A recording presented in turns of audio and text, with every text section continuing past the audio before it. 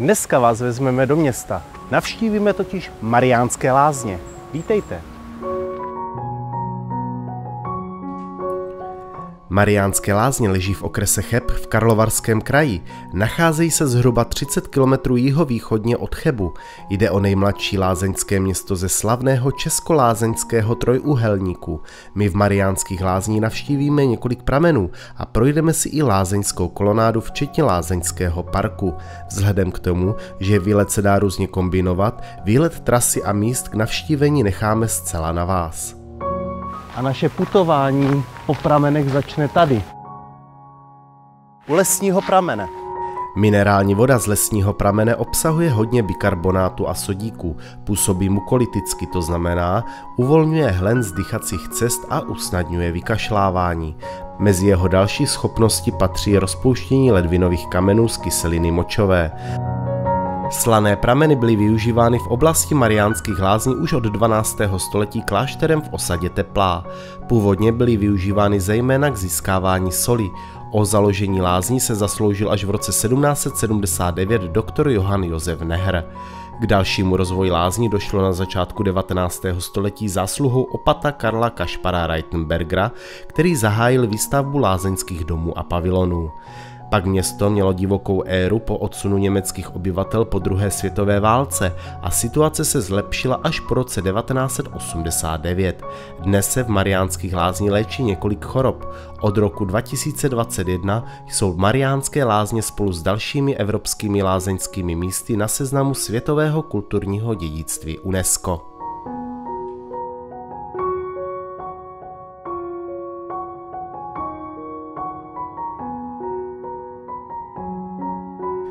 Křížový pramen, původním názvem Solný, dostal své současné jméno dle dřevěného kříže, vstyčeného na místě jeho vývěru. Kříž zároveň sloužil k orientaci pro poutníky, jenž putovali za jeho jedinečnou léčivou silou. Dnes zde o nejvýznamnější pramen Mariánských Lázní. Do pavilonu křížového pramene jsou přivedeny ještě dva okolní prameny, Karolínin a Rudolfův, které je zde možno také ochutnat.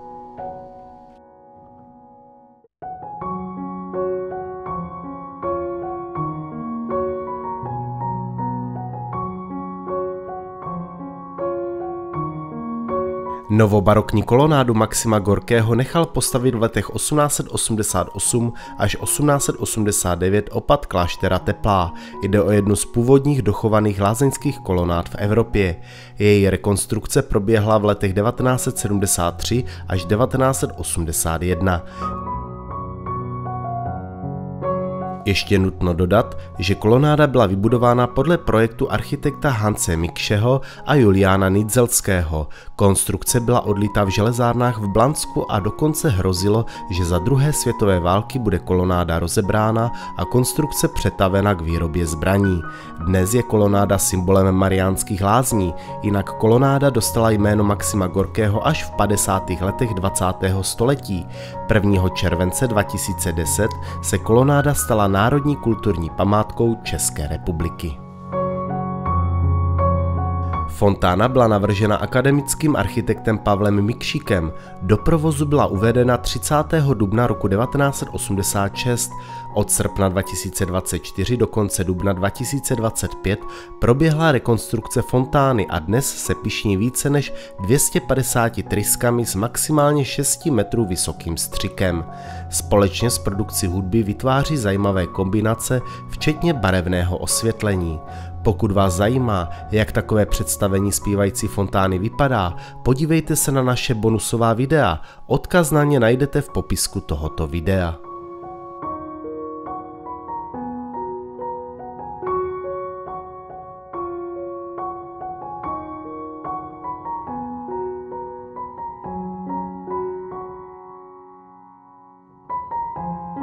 Tato kolonáda klasicistního stylu byla postavena v roce 1869. Podobně jako i další klasicistní objekty připomíná antické stavby a je zdobena korintskými sloupy. V této kolonádě najdete Karolínin a Rudolfův pramen. Mariánské lázně měl v oblibě i básník Johann Wolfgang Goethe.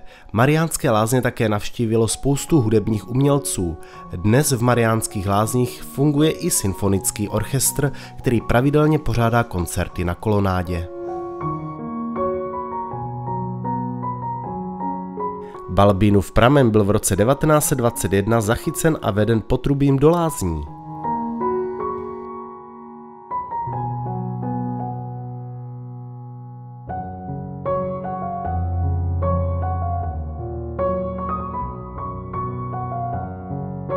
Prameny Augustin a Edvard VII.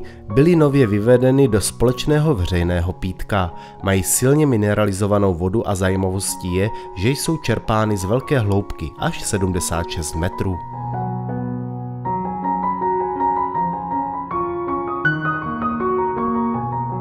Alexandřin pramen je chemickým složením velmi podobný Ferdinandovu prameni.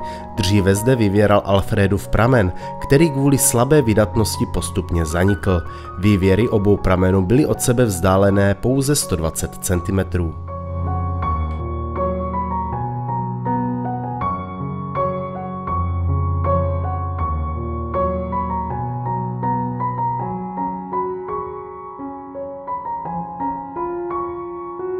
Ferdinandův pramen je nejstarším písemně doloženým mineralizovaným pramenem na území Mariánských lázní.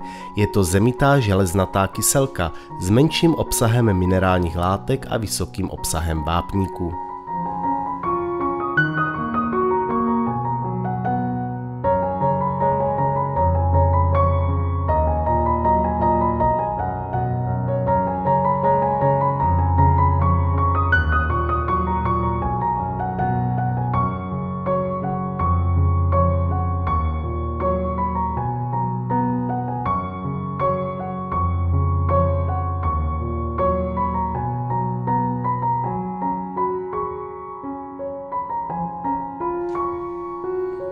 Rudolfův pramen, který jsme již potkali v Malé kolonádě, se původně jmenoval Luční.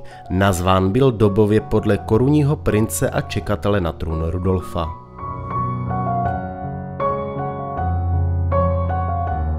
A naše poslední zastávka je k pramenu svatý Antonín.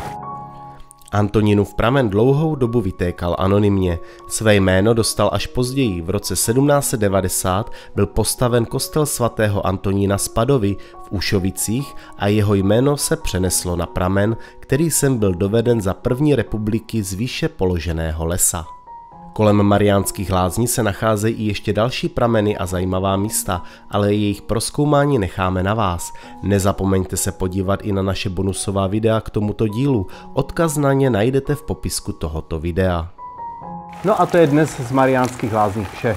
Odebírejte nás a zase příště na dalším výletě. A já jdu hledat nejbližší strom.